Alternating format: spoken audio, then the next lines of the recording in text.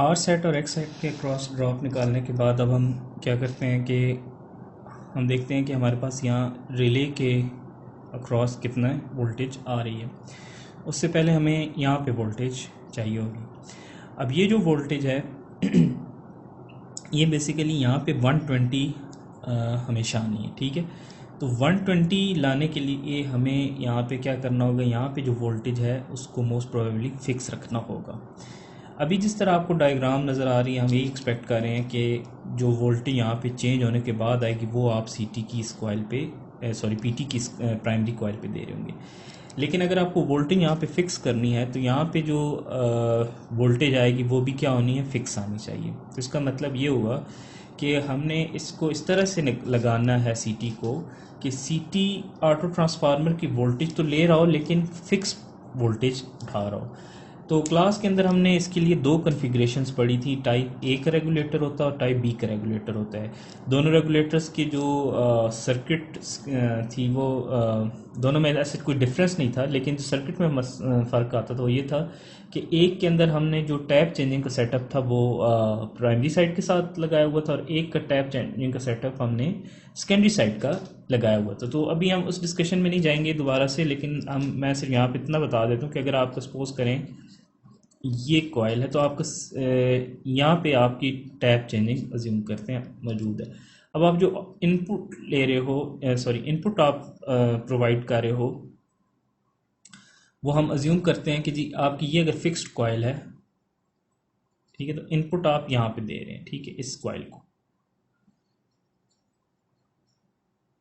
ठीक है, सम वो इस तरह करके, और आपकी जो आउटपुट है वो इस कॉइल के और इस कॉइल के क्योंकि सॉरी ये जो मैंने बनाया ये एक्चुअल में यहाँ पे नहीं होना, ये डिपेंड करेगा कि आपका ये कौन सा कंपनसेटर है, ठीक है।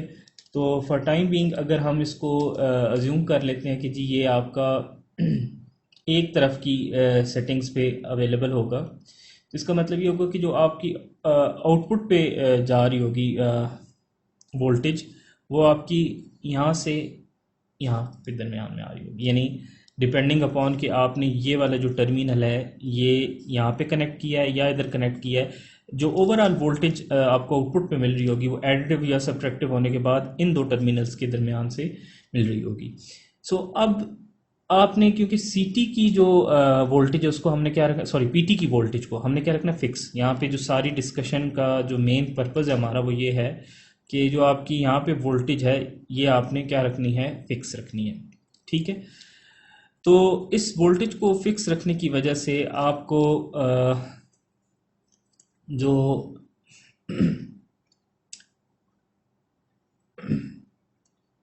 इस वोल्टेज को फिक्स के रखने की वजह से अब आपको क्या करना पड़ेगा कि जो आपका पीटी की प्राइमरी होगी वो आपको एक्चुअल में यहाँ पे कनेक्ट करनी पड़ेगी, क्योंकि ये वोल्टेज आपकी हमेशा क्या रहनी है, फिक्स। आपका ये जो सप्लाई है हमेशा इधर कनेक्ट होगी। जब ये कॉयल इसके साथ सीरीज़ में जोड़ेगी तो म्यूचुअल इंडक्शन की वजह से यहाँ पे कुछ ना कुछ वोल्टेज इंड्यूस हो जाएगी, ठीक है। और डिपेंडिंग अपॉन कि आपने इस कॉइल को इस कॉइल के साथ एडिटिव में लगाया या सब्ट्रैक्टिव में लगाया तो आपको आउटपुट पे उस लिहाज से वोल्टेज मिल रही होगी। तो आपने जो यहाँ पे वोल्टेज फिक्स रखनी, इसका मतलब है कि ये आपका जो पीटी की ये कॉइल है ये आपके शंट कॉइल के साथ पैरेलल में आ रही होगी और आउटपुट वाली ये कॉइल आपकी कंपनसेटर पे। तो ये जो ये वाला सेटअप है ये पीटी का है, इसमें ये पीटी की प्राइमरी है और ये पीटी की सेकेंडरी है। इसमें एक और चीज़ आप देख सकते हैं कि यहाँ से हमें इस चीज़ की भी इंफॉर्मेशन मिल जाती है कि आपका जो वोल्टेज है वो कैसे आ रही होगी। तो अब क्योंकि हम शुरू में हमने देखा कि ये जो रेगुलेटर हमने डिज़ाइन करना है ये हमारे पास 120 वोल्ट का जो है कंपनसेटर है। यहाँ पे 120 वोल्ट का मतलब ये है कि जो रेटेड वोल्टेज है उसके कॉरस्पॉन्डिंग आपने कितनी देनी है, 120।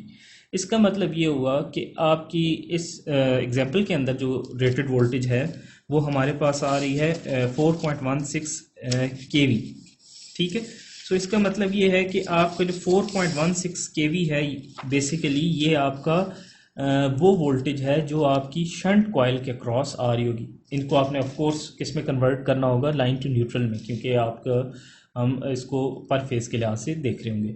तो 4.16 kV अंडर रूट 3 करके आप देखोगे तो वो वोल्टेज आपकी किसके कॉरस्पॉन्डिंग आ रही होगी, यहाँ पे शंट वाइंडिंग के कॉरस्पॉन्डिंग आ रही होगी।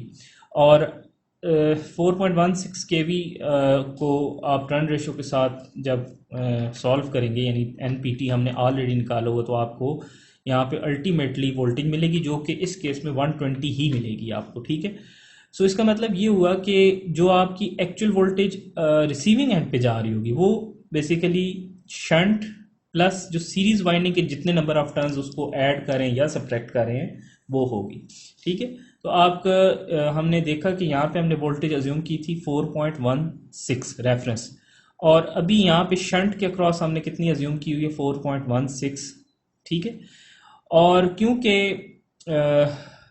यहाँ पे फेज हमने रेफरेंस जो लिया था उसका फेज 0 था, यहाँ पे फेज में चेंज आया इस इम्पीडेंस की वजह से, तो इसका मतलब है यहाँ पे जो वोल्टेज आएगी ये हम बगैर कैलकुलेशन किए हम देख सकते हैं कि इस वोल्टेज का जो फेजर होगा वो डिफरेंट होगा, फेज डिफरेंट होगा एज कंपेयर टू जो आपकी रिसीविंग एंड वोल्टेज का हमने फेजर 0 लिया था, और लोड भी इंडक्टिव लगा हुआ है, यहाँ पे भी कुछ ना कुछ आ रहा है, तो इसका मतलब ये है कि आपका यहाँ पे कुछ ना कुछ जो है फेज उससे डिफरेंट होगा।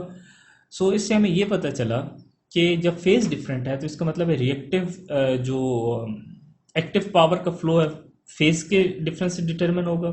और क्योंकि आपने देखा था कि जो रिसीविंग एंड का मैग्नीट्यूड है वो 4.16 है, ठीक है, यहाँ पे कुछ ड्रॉप हो रहा है तो ये पॉसिबल नहीं है कि यहाँ पे भी 4.16 हो, ठीक है, ये KVL के अगेंस्ट है, ठीक है। तो इसका मतलब ये हुआ कि अब आपको यहाँ पे जो वोल्टेज है वो अल्टीमेटली क्योंकि लैगिंग है तो यहाँ पे वोल्टेज अब आपको ज़्यादा चाहिए होगी, ठीक है।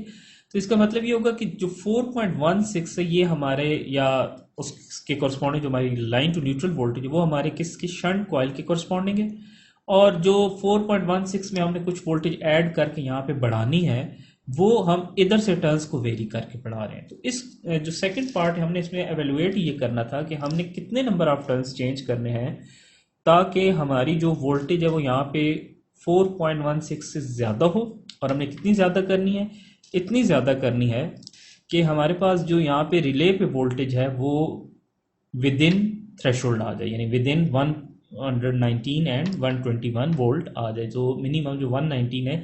तो इसका मतलब हमने यहाँ पे पहली बात तो ये है कि वोल्टेज को स्टेप अप करना है, क्यों, क्योंकि यहाँ पे वोल्टेज 4.16 लिया है ना, तो अल्टीमेटली यहाँ पे वोल्टेज आपकी 4.16 से ज़्यादा होगी। अगर यहाँ पे वोल्टेज ज़्यादा होती, ठीक है, जिसकी इंडिकेशन क्या होती, मोस्ट प्रोबेबली हमारा पावर फैक्टर लीडिंग में होता, ठीक है, तो फिर आपके पास आपको यहाँ पे वोल्टेज को स्टेप डाउन करना पड़ता। स्टेप डाउन करने से क्या होता, यहाँ पे करंट चेंज होता है, यहाँ पे ड्रॉप चेंज होता है, यहाँ पे वोल्टेज चेंज होती, तो वो सारी चीज़ कुछ इस तरह से हो रही होती।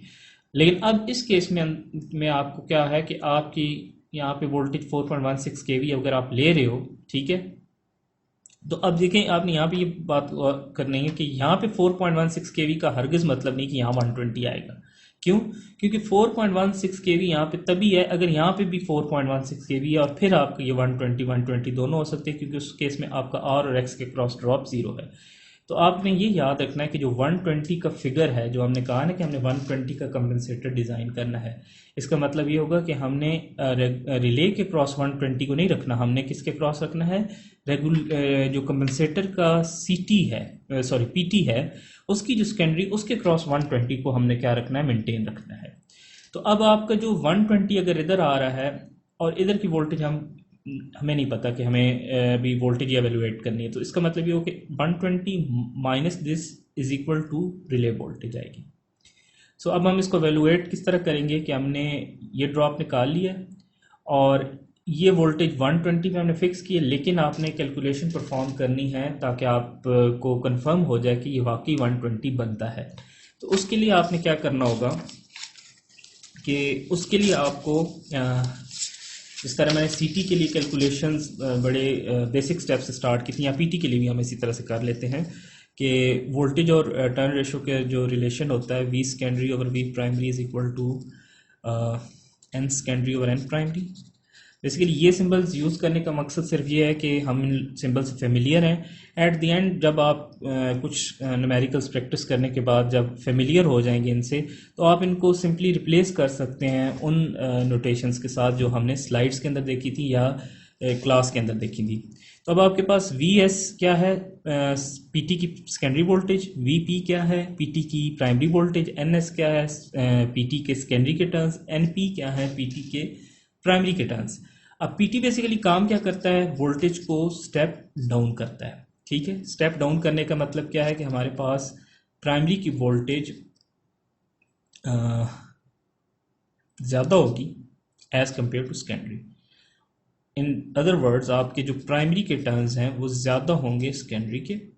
ठीक है, तो इसका मतलब है जो ये रेशो अभी आपके पास बन रही है इसका आंसर 1 से कम आ रहा है। तो जैसे हमने पहले देखा था कि हमारे जो कन्वेंशन हम यहाँ पे रखेंगे, हमने टर्न रेशो की जो फिगर है, यानी जो प्राइमरी को न्यूमरेटर में रखना है या सेकेंडरी को न्यूमरेटर में रखना है, उसको आपने इस तरह से देखना है कि आपको ओवरऑल आंसर 1 से ग्रेटर आए। ठीक है, तो अब इसी रेशो को मैं कुछ इस तरह लिख देता हूँ, Bp/Bs is equal to Np/Ns।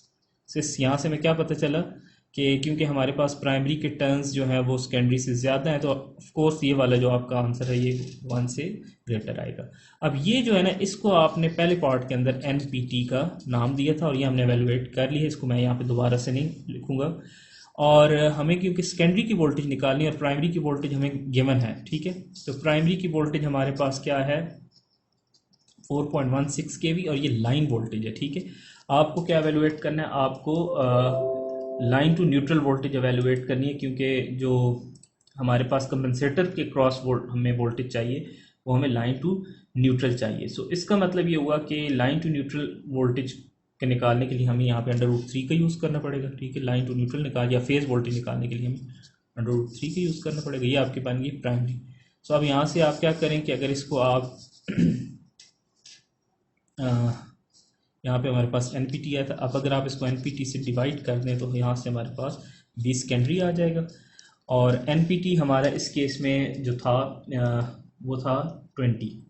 ठीक है, ये हमने पहले पार्ट के अंदर एवेलुएट कर लिए।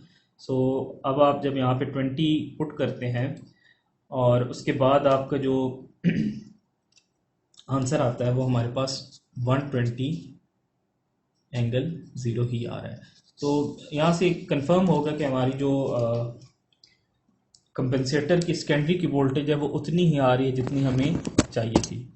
सो अब हम क्या करते हैं कि अब हमें कंपनसेटर की वोल्टेज भी आ गई हमारे पास और जो आर सेट और एक्स सेट से हमारे पास वोल्टेज आ रही थी वो भी आ गई। अब इन दोनों को हम सब्ट्रैक्ट करते हैं। ठीक है, सब्ट्रैक्ट करने के बाद हमारे पास जो वोल्टेज आएगी वो बेसिकली हमारे पास रिले पे आ रही होगी। तो 120∠0 को सब्ट्रैक्ट करते हैं हम यहाँ पे, जो हमारे पास रिले के क्रॉस आ रही थी, यानी 120∠0 को -16.47∠47.52, इसको इसमें से माइनस करते हैं और हमारे पास जो वैल्यू आती है वो है 109.23∠−6.19। तो यहाँ से हम देख सकते हैं कि ये जो वोल्टेज ये अब हमारे पास रिले पे अपीयर हो रही है। तो यहाँ से हमें क्या पता चला कि हमारे पास जब ये लोड कंडीशंस होंगी जो इस क्वेश्चन के अंदर गिवन है, तो रिले पे वोल्टेज कितनी आ रही होगी, 109.23∠−6.19। ये कब आ रही होंगी, अभी हमने टैब सेटिंग्स चेंज नहीं की। ठीक है, अब हम टैब सेटिंग्स इसको देख के चेंज करेंगे, यानी इस वोल्टेज को ड्रैग करके हमने कहाँ पे लेके आना है, एटलीस्ट 119 पे लेके आना है, क्योंकि वो हमारा मिनिमम टॉलरेंस लेवल है। ठीक है, अब इसको लाने के लिए पहले तो हमें क्या देखना पड़ेगा कि हमें कितनी वोल्टेज का रेस करना है। तो वोल्टेज का रेस सिंपल क्या है कि आपको जितनी voltage at the and attain करनी है, जो कि इस केस में 119 है, उसमें से इस वोल्टेज को आप क्या कर दें, माइनस कर दें। 119 में से 109.23 वोल्ट को माइनस कर देने के बाद हमारे पास आंसर आता है 9.77 वोल्ट। तो इसका मतलब ये हुआ कि हमें जो वोल्टेज में रेस चाहिए वो कितना चाहिए, 9.77 वोल्ट का। स्टेप टाइप वोल्टेज रेगुलेटर के कुछ फीचर्स हमने क्लास में देखे। इसमें हमने ये देखा कि जो हमारा स्टेप टाइप वोल्टेज रेगुलेटर होगा ये मैक्सिमम 10% वोल्टेज को रेस कर सकता है या बक कर सकता है। यानी अगर आपको आउटपुट पे इनपुट पे जितनी भी वोल्टेज आपकी आ रही होगी उसका 10% ये आइदर रेस कर सकता है या बक कर सकता है। सो अब अगर हम कंपनसेटर की बात करें तो कंपनसेटर के अंदर क्या है कि जो हमारी वोल्टेज रिले के ऊपर अपीयर हो रही है, हमें उस वोल्टेज को हम या तो 10% से नीचे का चेक कर सकते हैं या 10% ऊपर चेक कर सकते हैं, और हमारा वहाँ पे रेफरेंस क्या है 120 वोल्ट। सो इसका मतलब ये हुआ कि अगर आपकी वोल्टेज सपोज करें कि ड्रॉप करती है रिले के ऊपर 108 से कम या 132 से ज़्यादा पे चली जाती है। क्यों? क्योंकि हमारा जो 120 वोल्ट के कॉरस्पॉन्डिंग 10% है, यानी 10% ऑफ 120 वोल्ट बनता है 12 वोल्ट।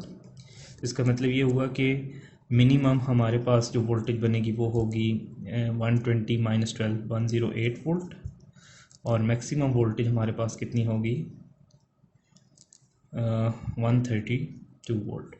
तो इसका मतलब ये है कि अगर हमारे जो वोल्टेज का डिफरेंस अगर इन वैल्यूज़ के अंदर आता है तो फिर हम क्या कर सकते हैं कि जो ऑटो ट्रांसफार्मर्स की टैप है उसकी टैप को हम चेंज करके अचीव कर सकते हैं रिक्वायर्ड वोल्टेज।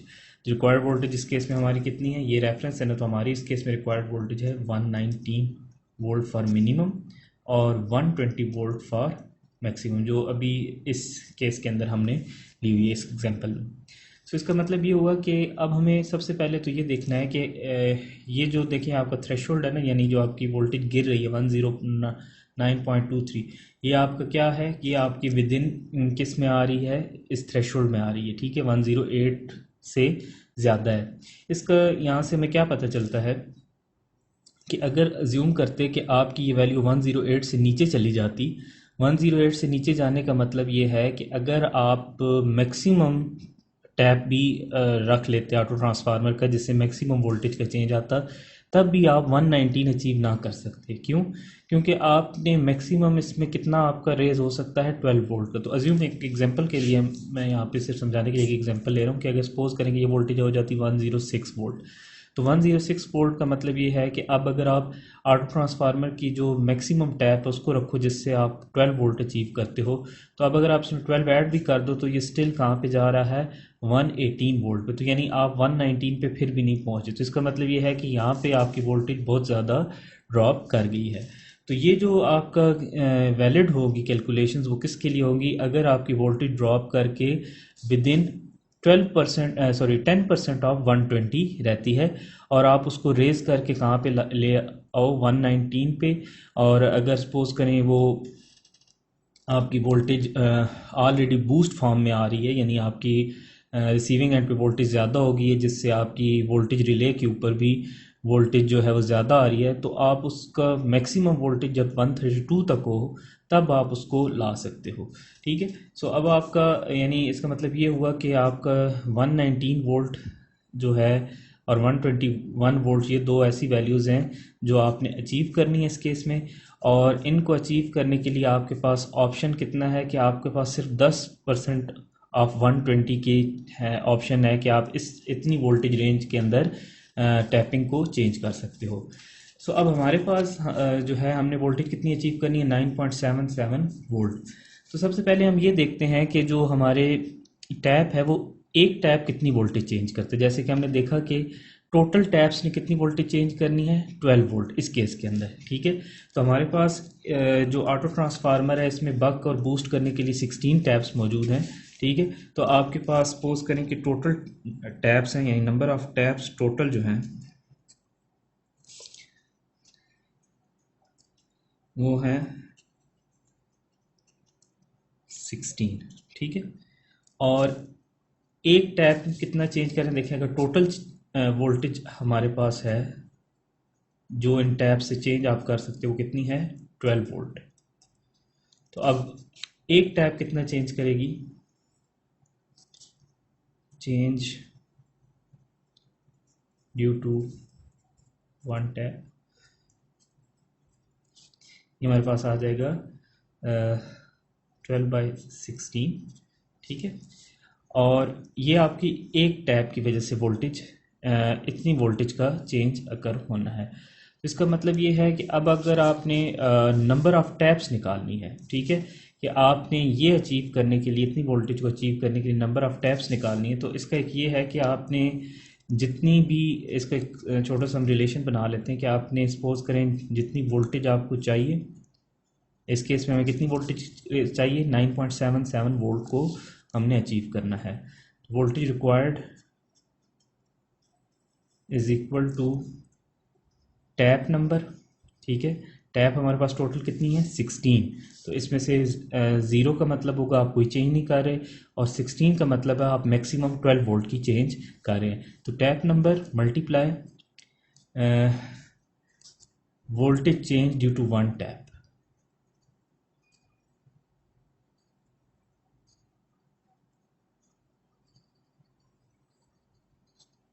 ठीक है। सो अब इसका मतलब ये है कि इस क्वेश्चन के अंदर हमें एक्चुअल में टैप नंबर निकालना है। तो ये जो दूसरा पैरामीटर है इसको आप दूसरी साइड पे डिवाइड कर सकते हैं, यानी वोल्टेज रिक्वायर्ड ओवर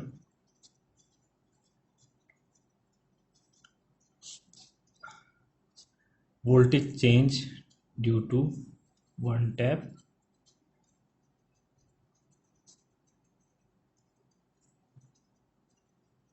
ठीक है। तो यहाँ पे आप क्या कर सकते हैं, हमारे पास जो वोल्टेज रिक्वायर्ड है वो इस केस के अंदर है हमारे पास 9.77 वोल्ट, और डिनोमिनेटर में हमने ये लिखना है जो हमारे पास 1 चेंज आ रहा है, ठीक है। तो ये हमारे पास यहाँ पे 3/4 बनता है, तो इसको हम यहाँ पे पुट कर लेते हैं 3/4, और इसको जब आप सॉल्व करते हैं तो ये ऑलमोस्ट आपका आंसर 13 आता है। सो हमने देखा कि आपको अगर 9.77 वोल्ट आपने वोल्टेज में जो आपको वोल्टेज डिले के ऊपर वोल्टेज मिल रही है उसके अंदर आप 9.77 वोल्ट ऐड करेंगे तो आप जो मिनिमम रिक्वायर्ड थ्रेशोल्ड उस पर पहुँचेंगे। अब इस 9.77 वोल्ट को अचीव करने के लिए बेसिकली आप, ये सारा हम किसके बारे में देख रहे हैं, कंपनसेटर सर्किट के बारे में, लेकिन एक्चुअल जो ऑटो ट्रांसफार्मर पे जो चेंज आ रहा होगा वही चेंज यहाँ पे रिफ्लेक्ट हो रहा होगा किसी न किसी तरह से, यानी टर्न रेशो से कन्वर्ट होके। तो यहाँ पे आपको जो 9.77 वोल्ट है इसके कॉरस्पॉन्डिंग आप ऑटो ट्रांसफार्मर्स के ऊपर टैप्स चेंज करोगे। अब यहाँ पे हम देखते हैं कि हमें कितनी टैप्स को चेंज करना है कि हमारे पास 9.77 वोल्ट अचीव हो जाए। तो इसकी मेथडोलॉजी हमने क्या देखी कि सबसे पहले हमें ये पता होना चाहिए कि जो आप रेगुलेटर देख रहे हैं उसके अंदर टैप्स हैं कितनी, मतलब मैक्सिमम वोल्टेज का चेंज कितना हो सकता है, जो कि हमारे केस में हमने क्या देखा है 10% है, और उस 10% को मैक्सिमम को अचीव करने के लिए मैक्सिमम नंबर ऑफ़ टैप्स कितनी है, 16, ठीक है। सो अब हमने इन दोनों को यूज़ करके ये देख लिया कि एक टैप कितना चेंज कर सकती है, यानी एक टैप से आप कितनी वोल्टेज चेंज कर सकते हो। सो इसके बाद हमने ये देखा कि अगर हमारा ये, तो ये होगा कि आपने अगर 12 वोल्ट लाना है तो 16 टैप्स इस्तेमाल होंगी, और अगर आपने एक टैप चेंज की तो उससे इतनी वोल्टेज का चेंज आएगा। अब अगर हमें वोल्टेज डिफरेंट दे दी जाए कि फॉर एग्जांपल हमें यहाँ पे जैसे वोल्टेज दिए 9.77 वोल्ट का हमने चेंज देखना है, तो 9.77 वोल्ट को लाने के लिए आपको एक टैप का पता हो तो उससे आप क्या कर सकते हो, टैप नंबर निकाल सकते हो। तो इसका मतलब अब आप ऑटो ट्रांसफार्मर के ऊपर 13 टैप्स चेंज करेंगे तब आपके पास क्या होगा कि आपका जो वोल्टेज है वो आपको वहाँ पे जो 9.77 का चेंज अकर होगा, और तब आपकी जो वोल्टेज है वो 119 अचीव होगी।